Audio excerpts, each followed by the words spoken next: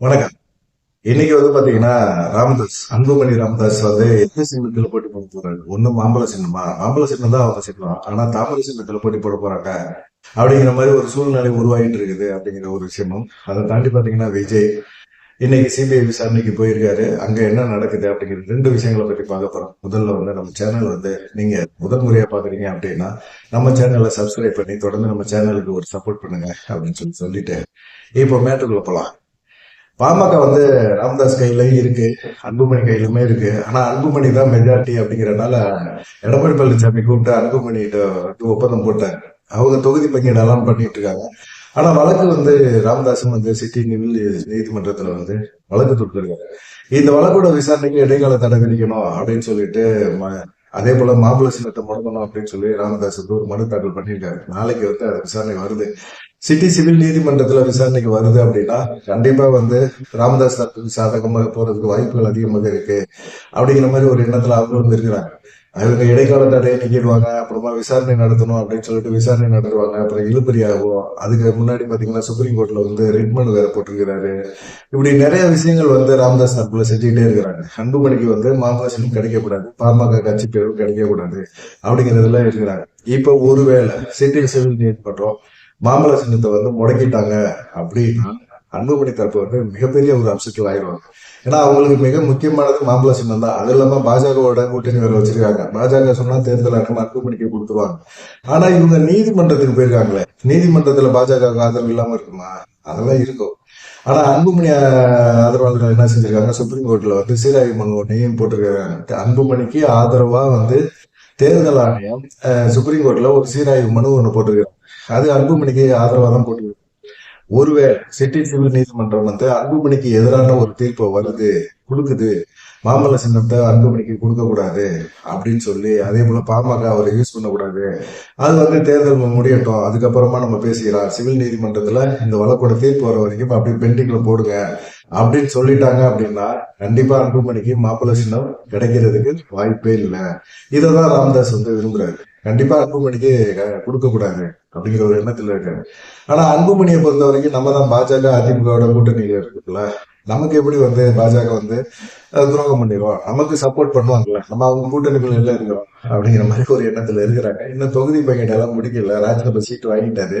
ஆனா ராஜ்யசபா சீட்டு வாங்கினாலும் அவருக்கு வந்து இது மாப்பிள்ளை சின்னம் கிடைக்குமா அப்படிங்கிற ஒரு சந்தேகம் இருந்துகிட்டே இருக்கு. இப்ப வந்து என்னன்னு கேட்டீங்கன்னா, பாஜகவுக்கு ஒரு விஷயம், இப்ப மாம்பழ சின்னத்தை அன்புமணிகிட்ட முடக்கிடணும் அப்படிங்கிற ஒரு எண்ணத்துக்கு அவங்க வந்துட்டாங்க.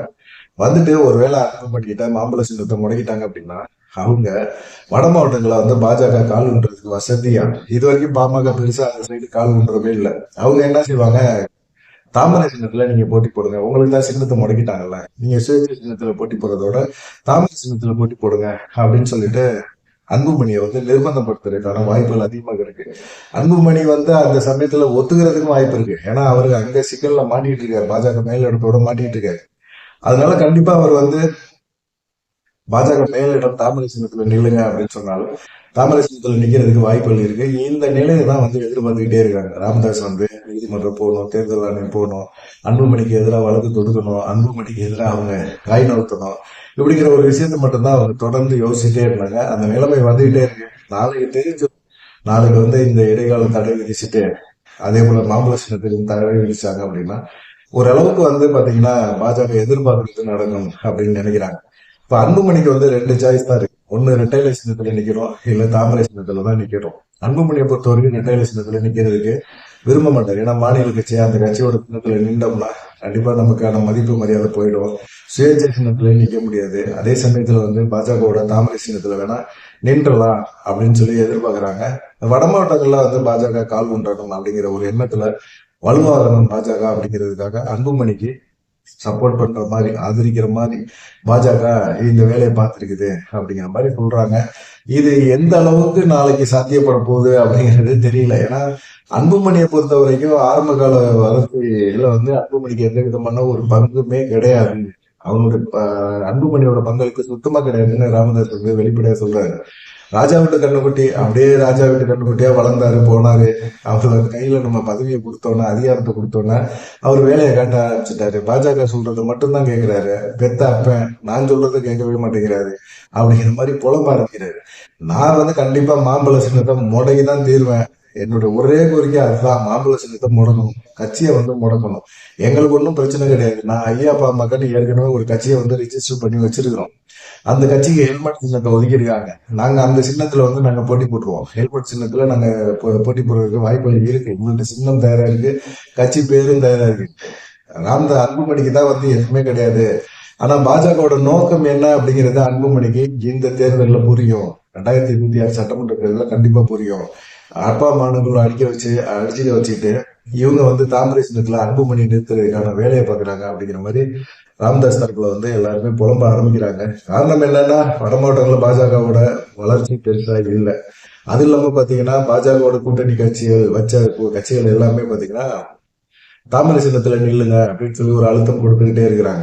ஒண்ணு தப்பிச்சது வந்து டிடிவி தினகரன் தான், ஏற்கனவே குக்கர் சின்னத்துல இருக்காரு. இப்ப வேற யாருமே வந்து எனக்கும் அதுல பங்கு இருக்கு அப்படின்னு சொல்லி யாருமே கேஸ் போடல.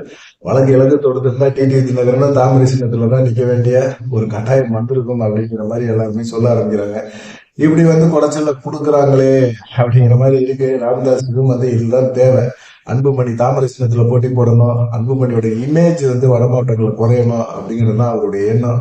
அன்புமணி எடுக்கிற முடிவுகள் எல்லாமே தப்பா இருக்குது அப்படிங்கிறதுக்காக தான் அவர் வந்து சின்னத்தை முடக்கிறதுக்கும் சரி, கட்சியை கைப்பற்றுறதுக்கும் சரி, நீதிமன்றங்களுக்கும் தேர்தல் ஆணையர்களுக்கும் போயிருக்காரு. நாளைக்கு சம்பந்தமான விசாரணை நடக்குது. பார்க்கலாம், தேர்தல் நேரத்துல இப்படிப்பட்ட சூழ்நிலைகள் தவிர்க்க முடியாது அப்படிங்கிற மாதிரி சொல்றாங்க. பார்ப்போம் என்ன நடக்குது அப்படிங்கிறது. ரெண்டாவது மிக முக்கியமா பாத்தீங்கன்னா, இன்னைக்கு சிபிஐ விஜய்கிட்ட வந்து விசாரணை பண்றாங்க. ஞாயிற்றுக்கிழமை சிபிஐ ஆஃபீஸ்லாம் திறந்து இருக்குமா, சிபிஐ அதிகாரிகள்லாம் குடும்பம்லாம் இருக்காதா, அவங்களாம் லீவ் போட்டு எங்கேயும் போக மாட்டாங்களா அப்படிங்கிற மாதிரி கேள்வி எல்லாம் இருக்கலாம். ஆனா அதை தாண்டி பாத்தீங்கன்னா, ஞாயிற்றுக்கிழமை கூட நாங்க எங்க டியூட்டியை கரெக்டா பார்ப்போமே அப்படிங்கிற மாதிரி அவங்க பண்றது எல்லாமே இருந்தது. அது இல்லாம நேற்று சென்னை விமான நிலையத்துல விஜய் வந்து டெல்லி போறதுக்காக போகும்போது பாத்தீங்கன்னா, அவருடைய பேக்ல ஒரு கத்திரிக்கோள் இருந்தது. எதுக்குப்பா கத்திரிக்கோள்லாம் எடுத்துட்டு போக கூடாது, அது தெரியாதா அப்படின்னு சொன்னா, நான் மீச தாடியை ட்ரிம் பண்றதுக்காக வச்சிருக்கேன் அப்படிங்கிற மாதிரி விஜய் தரப்புல சொல்லியிருக்காரு. இத்தனை தடவை பிளைட்ல போறாரு, கத்திரிக்கோள் எடுத்துட்டு போக கூடாதுன்னு தெரியாது அவருக்கு, தெரிஞ்சிருக்கும். வேணும்னே போயிருக்காரா அப்படிங்கிற ஒரு பொருளையும் வர கிளப்பி விட்டுருக்காங்க. தெரியல, அது வந்து விஜயோட பொறுப்பு. அது இல்லாம பாத்தீங்கன்னா, அவர் கூட போன ஆதவ அர்ஜுனா, அவர் பையில வந்து மிக விலை உயர்ந்த விஸ்கி பாட்டில் இருந்திருக்கு. இது எதுக்கு எடுத்துட்டு போனீங்க, குடிக்கட்டான்? இது என்ன கேள்வி? கத்திரிக்கோள் வந்து மீசை ட்ரிம் பண்றதுக்கு, தாடியை ட்ரிம் பண்றதுக்கு, விஸ்கி என்னதுக்கு ரொம்ப காஸ்ட்லியான விஸ்கி எடுத்துக்கிட்டு போறீங்களே அப்படின்னு கேட்டா, அதை என்ன பண்ண போறாங்க? குடிக்கதான் போவாங்க. அதை எடுத்துட்டு போக கூடாது அப்படின்னா இங்கேயே விட்டுட்டு போக தயாரா தான் இருக்கிறோம் அப்படின்னு சொன்னாரு. அதனால பாத்தீங்கன்னா தனி விமானத்துல போறது கொஞ்சம் கால தாமதம் ஆயிடுச்சு. பரவாயில்ல, என்ன சிபிஐ விசாரணை, 41 பேர் வந்து விசாரணை, இந்த வழக்கு விசாரணை வருது அப்படின்னு சொல்லி சொல்றாங்க. அந்த வழக்குல என்ன கேள்வி கேட்க போறாங்க, விஜய்க்கு சிக்கல் வரப்போதா? ஏன்னா ஒரு நாள் ஏற்கனவே 2 தடவை விசாரணைக்கு போயிருக்கு. இன்னைக்கு மட்டும் விசாரணை அப்படின்னு கூப்பிட்டுட்டு இன்னும் 2 நாள் எக்ஸ்ட்ரா 3 நாள் வந்து அவர் உட்கார வைக்கிறாங்க அங்க விசாரணை அப்படிங்கிற பேர்ல. அந்த விசாரணையில வந்து அவங்க சில விஷயங்களை வந்து முடிவு பண்ணுவாங்க. கூட்டணி தொடர்பான முடிவை கூட பண்றதுக்கு வாய்ப்புகள் இருக்கு அப்படின்னு சொல்லிதான் ஒரு தரப்பு இந்த சைடு பேசிக்கிட்டே இருக்காங்க. அதே போல பாத்தீங்கன்னா, தாவேக்காவில் இருக்கிற ஆதவ அர்ஜுனா, நிர்மல்குமார், ஜெகதீஷ் அப்படின்னு 7 பேர் வந்து அவங்க வந்து விஜய் கூட போயிருக்கிறாங்க. ஆதவ அர்ஜுனா பையில தான் இந்த வெளிநாட்டு மதுபாட்டில் இருக்குது. அதுக்கப்புறமா எல்லாமே பண்ண பிறகு ஒரு அரை மணி நேரம் லேட், 44 நிமிஷம் வந்து தாமதமா 4 நாளுக்கு தான் போயிருக்கிறாரு, டெல்லிக்கு புறப்பட்டு போயிருக்கிறாரு அப்படிங்கிற மாதிரி சொல்றாங்க. சிபிஐ விசாரணை இன்னைக்கு காலையில ஒரு 10 மணிக்கு ஸ்டார்ட் ஆகுது. சிபிஐ விசாரணைகள் என்ன விசாரணை நடத்த போறாங்க, என்ன பண்ண போறாங்க அப்படிங்கிறதே தெரியல. பண்ணட்டும், அவங்க வந்து கரூர் சம்பவம் தொடர்பாக தானே விசாரணை பண்ணுவாங்க, கரூர் சம்பவத்துக்கும் எனக்கு சம்மந்தம் இல்லை அப்படின்னு சொல்லிட்டாரு. சிபிஐ விசாரணை கேட்டதுமே வந்து தாவேகா தான், அவங்க தான் கேட்டாங்க. அப்ப வந்து முதலமைச்சர் வந்து தனி பிரிவு போட்டு அவங்க விசாரணை பண்ணும்போது திமுக தனக்கு எதிராக விசாரணை பண்ணணும் அப்படின்னு சொல்லிட்டு தான் அவரு விஜய் பயந்தார். எனக்கு வந்து சிபிஐ விசாரணை வேணும் அப்படின்னு சொல்லி ஆதவர்ஜன் எல்லாம் கேட்டாங்க. சிபிஐ விசாரணை நியாயமா வேணும் அப்படின்னு கேட்டாங்க. ஆனா பாஜக இந்த விஷயத்துல சிபிஐ விசாரணை அப்படின்னா அது வந்து விசாரணை அப்படிங்கறதே நடக்காது, அப்படியே தூக்கி போட்டுருவாங்க அப்படிங்கிற மாதிரிதான் அவங்களுடைய எண்ணம்லாம் இருந்தது. இவ்வளவு குயிக்கா, இவ்வளவு சீக்கிரமா நடக்கும் அப்படின்னு சொல்லி அவங்க எதிர்பார்க்கவே இல்லை. இவ்வளவு குயிக்கா பண்றாங்களே விசாரணை அப்படிங்கிற பேர்ல வந்து நம்மள வந்து தேர்தல் நெருக்கத்துல இவ்வளவு முடக்கம் பண்றாங்களே அப்படிங்கிற ஒரு கோபம் கூட அவருக்கு வந்திருக்குது விஜய்க்கு அப்படின்னு சொல்லி சொல்றாங்க. சரி, விசாரணையில என்ன நடக்க போகுது அப்படிங்கிறதுதான். ஏற்கனவே விஜயோட மைண்ட் செட்டை வந்து ஒரு மாத்தி வச்சிருக்கிறாங்க. சட்டமன்ற தேர்தலில் வந்து பாத்தீங்கன்னா நம்ம தனிச்சு போட்டி போட்டா பெருசா ஜெயிக்க முடியாது, அது கண்டிப்பா ஜெயிக்க முடியாது. ஆனா வாக்கு சதவீதம் விஜய்க்கு எத்தனை சதவீதம் இருக்கு அப்படிங்கறத தெரிஞ்சுக்க முடியும். அது வந்து விஜயோட தொண்டர்கள் எல்லாமே எதிர்பார்க்கறாங்க. வேட்பாளரா நிக்கிறவங்க வந்து நாங்க திமுக வேட்பாளருக்கும் அதிமுக வேட்பாளருக்கும் போட்டி போட்டு செலவழிச்சு நாங்க தோத்து போனா அந்த செலவை நாங்க எப்படி வந்து திரும்பவும் எடுக்க முடியும்? போட்ட முதலீடு காசை வந்து நாங்க எப்படி எடுக்க முடியும் அப்படிங்கிற ஒரு கேள்வியை கேட்டிருக்காங்க. எங்களுக்கு வந்து கட்சி வந்து ஏதாவது உதவி செஞ்சா நாங்க வந்து தேர்தலில் போட்டி போட தயாரா இருக்கோம் அப்படிங்கிற மாதிரி நிறைய பேர் விருப்ப மனு கொடுத்தவங்க நிறைய பேர் வந்து இப்ப இந்த மாதிரி பேச ஆரம்பிச்சாங்க. அதான் முஸ்லி ஆனந்தோட மாவட்ட செயல் கூட்டத்துல கூட பேசும்போது கூட அவங்க என்ன சொன்னாங்க, கிட்டத்தட்ட ஒரு 90% பேர் அதிமுக பாஜக கூட்டணியில சேரலாம் அப்படின்னு சொல்லி சொன்னாங்க. ஆனா சும்மா இல்லாம ஒரு பிரச்சார கூட்டங்கள்ல பேசும்போது அதிமுக ஊழல் கட்சி அப்படின்னு பேசிவிட்டாரு. ஊழல் கட்சி வந்தா கூட்டணி அப்படின்னா அது எப்படி மக்கள் மனசுல எப்படி போகும்? ஏற்கனவே திரிசா மேட்ரு வேற இங்கிட்ட ஒரு மாதிரி டப்பா போயிட்டு இருக்கு. இந்த மாதிரி சமயத்துல இது வேறையா அப்படிங்கிற மாதிரி இருக்கும். ஆனா பாஜக மேலிடம் வந்து விஜய்க்கு மிகப்பெரிய ஒரு அழுத்தத்தை கொடுக்குறாங்க. அந்த அழுத்தத்தை எல்லாம் தாண்டி தான் ஒரு தலைவன் வரணும். அப்படி அந்த அழுத்தத்துக்கு நான் கட்டுப்பட்டுட்டேன், அதிமுக பாஜகவோட கூட்டணி வச்சுட்டேன் அப்படின்னா இனிமே எதிர்காலத்துல தாவேகா வந்து பெருசா செயல்படுது. அதுதான் மிக முக்கியமா பார்க்கப்பட வேண்டியதா இருக்குது. அதனால பாத்தீங்கன்னா விஜய் இன்னைக்கு என்ன முடிவு எடுக்க போறாரு அப்படிங்கிறது, விஜய் வந்து அப்படி எல்லாம் கிடையாதுங்க. நாங்கெல்லாம் கூட்டணி தொடர்பான பேச்சுவார்த்தை யார்ட்டையும் பேசல, யாரும் எங்கள்கிட்ட வந்து பேசல. ஆனா அழுத்தம் கொடுக்குறாங்க, அந்த அழுத்தத்தை மீறி தான் நாங்க செயல்படுறோம். விசாரணையா வர தயாரா இருக்கேன், விசாரிங்க என்ன நினைச்சுன்னு கேளுங்க, நாங்க பேசதான் எல்லாமே தயாரா தான் இருக்கோம்னு விஜய் தரப்புல சொல்லிட்டு இருக்காங்க. சரி, விஜய் இந்த சைடு டெல்லிக்கு போயிட்டாரு. திரிசா எங்க போனாங்க? திரிசா மும்பைக்கு போயிருக்காங்க. எதுக்காக போயிருக்காங்க அப்படின்னு பாத்தீங்கன்னா RSS அமைப்பு முக்கியமான பாஜகவை சேர்ந்த நிர்வாகிகள் இவங்கள அவங்க தனிப்பட்ட முறையில சந்திக்கிறாங்க அப்படின்னு சொல்லி சொல்றாங்க. ஏன்னா டெல்லி மேலிடம் சொல்றதை கேளு விஜய் அப்படின்னு சொல்லி திரிசா ஏற்கனவே வந்து விஜய்க்கு வந்து சொல்லியிருக்கிறாங்க. அதே சமயத்துல இப்ப RSS பாஜக முக்கியமான பிரமுகர்கள் இவங்களை எல்லாத்தையுமே சந்திக்கிறாங்க. ஆனா விஜய் தான் முதலமைச்சர் வேட்பாளர்னு சொல்லணும். ஆனா இதுக்கு பாஜக ஒத்துக்காது. குறிப்பா அதிமுக எடப்பாடி பழனிசாமி சுத்தமா ஒத்துக்க மாட்டாரு. 2.5 வருஷம் அதுக்குமே ஒத்துக்க மாட்டாரு. இப்படி எல்லா விஷயங்களுமே இருக்கும்போது பாஜகவுக்கு ஒரே முடிவு தான், விஜயோட நீங்க கூட்டணி வைக்கணும் அப்படின்னா கொள்கை எதிரி தான். ஆனா தேர்தல் சமயத்துல இந்த கொள்கை எதிரிலாம் பார்க்க முடியாது, கூட்டணி தான் வைப்போம் அப்படின்னு சொன்னா பாஜகவுக்கு ஒரே ஒரு விஷயம் தான் இருக்கு, விஜயோட கூட்டணி வைக்கிறது இருக்கு. எடப்பாடி பழனிசாமியை கழட்டி விடணும். எடப்பாடி பழனிசாமியை கழட்டி விட்டுட்டு அந்த சைடுல இருக்க எல்லா கட்சிகளுமே இங்கிட்டு கொண்டாந்து வச்சுட்டு கூட்டணியை பலப்படுத்தி இந்த தேர்தல் சந்திச்சா அதிமுக இத்தோட சொல்லி முடிஞ்சு போயிடும் அப்படின்னு சொல்லி பாஜக தரப்புல சிலர் பேசுறாங்க. பார்க்கலாம், இன்னும் கால தாமதங்கள் நிறைய இருக்கு, காலங்கள் இருக்கு. அதுக்குள்ள என்ன நடக்கும் அப்படிங்கறத பொறுத்திருந்து பார்ப்போம்.